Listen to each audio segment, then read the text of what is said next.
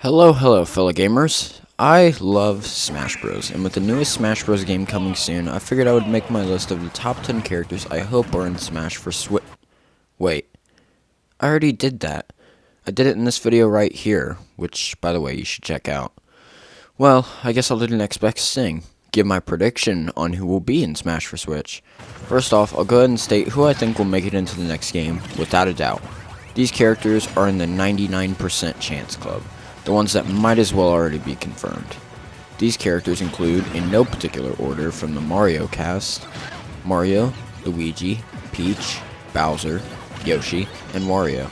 These characters are mascots of video games in general, let alone the Mario series. These guys will definitely be in. From the DK cast, Donkey Kong, and Diddy. These characters are also iconic and only have two characters representing their franchise. They're safe. From the Legend of Zelda cast, we have Link, Zelda, Sheik, and Ganondorf. Same reasons as before. These characters are too iconic, especially within the Legend of Zelda series. Practically confirmed.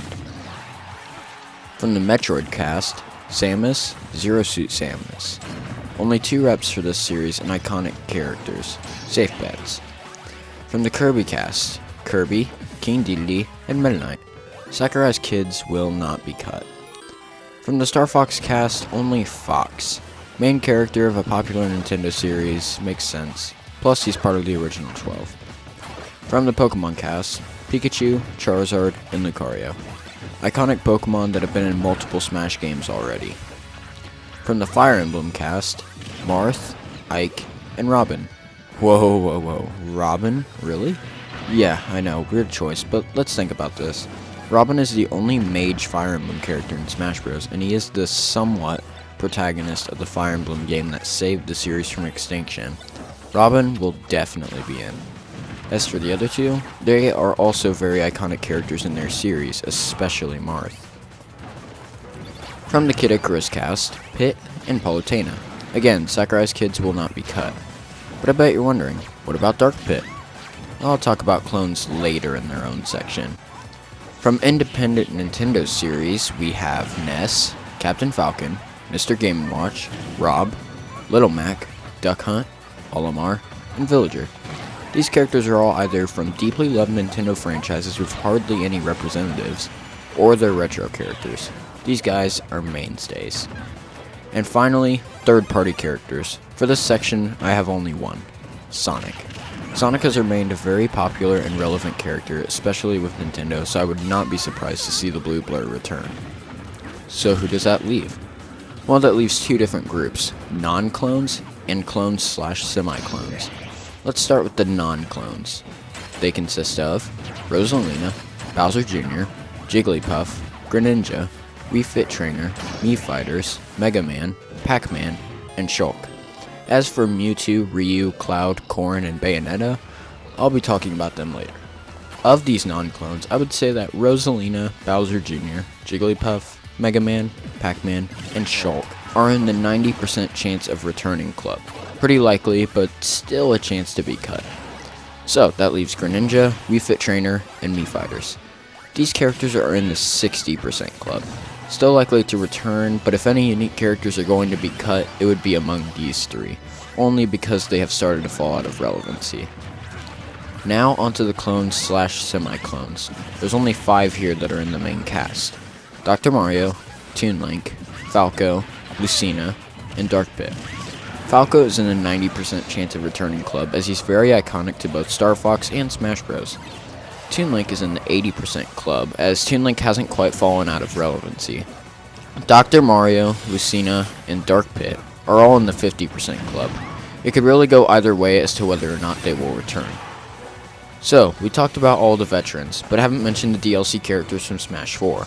So let's talk about them here. Mewtwo, Corrin, and Bayonetta are in the 90% club as well.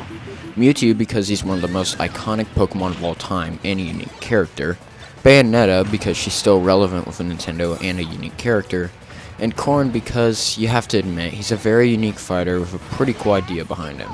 Sure, a Fire Emblem character, but I would much rather see him return than a clone Fire Emblem character like Lucina or Roy. Speaking of clones, Lucas and Roy. I would say these guys are in the 60% club. It's not that I don't want to see them return, they just aren't as likely as other characters. So that leaves 2 DLC characters left, Ryu and Cloud. I would put these guys in the 75% club, but you never know if they'll return since they are third party. So, now we have covered every character that has made a playable appearance in Smash 4. But what about ones that didn't? Let's talk about newcomers. Okay, so people probably won't like me for saying this, but I think Smash for Switch will be somewhat of a port. Now let me explain my reasoning behind this. I don't think it'll be a blatant port that is the same game. The Inklings and Breath of the Wild Link are proof enough that it isn't. But one has to wonder just how many characters they're going to put in. Well, here's my prediction. I believe that we will get 4 newcomers and 1 returning veteran. Let's get the veteran out of the way first. Ice Climbers. Ice Climbers are in the 99% club. They have no reason to not return. They were only not in Smash 4 because of the 3DS version, and since that version's out of the equation, they should have no trouble returning. Now, as for the newcomers. Number 1, Inklings. These characters are pretty much already confirmed, so I don't need to say much. Number 2, an ARMS character, specifically Springman. I know, shocker, but it only makes sense to promote Nintendo's newest IP by giving them a spot on the roster. Then again, ARMS might be a bit too recent to make it in. Who knows? Number 3, a Gen 7 Pokemon. As much as I would love to see Mimikyu make it into Smash for Switch, I believe that Mimikyu is the second most likely Gen 7 Pokemon to make it into Smash, with the most likely being Decidueye.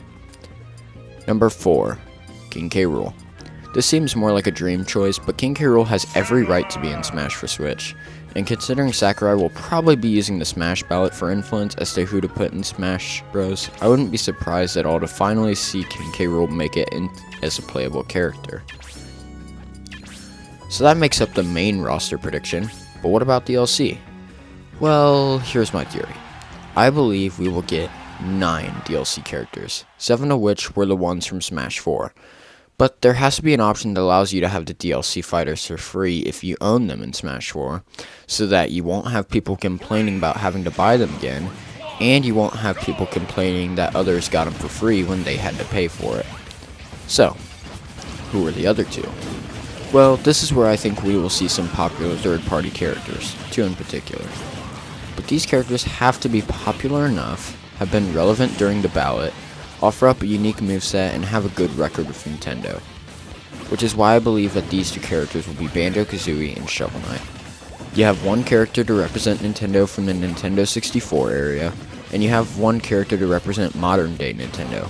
It's truly the best combination. Now, this is pretty much the end of my roster prediction, but I have one more prediction.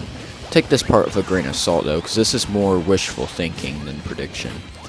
I believe/hope that Sakurai will decide to bring back every character that is missing.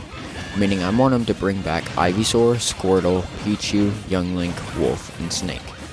Ivysaur, Squirtle, and Snake are all unique characters that fans adore. Young Link and Wolf could be made different even more to make them stand out from the rest of the characters. And Pichu, well, I could picture him as being somewhat of a joke character. I would like it if this happened, but when would they get added as DLC, you might ask? Well, I think that they should be free downloadable DLC, but spread out with release over the next few years, so that I can keep the game fresh while not giving the development team a headache by trying to come up with new characters. So this is my roster prediction. Let me know what you guys think down in the comments below. Feel free to subscribe to stay up to date on Smash related content and other things Nintendo. Until then, goodbye fellow gamers.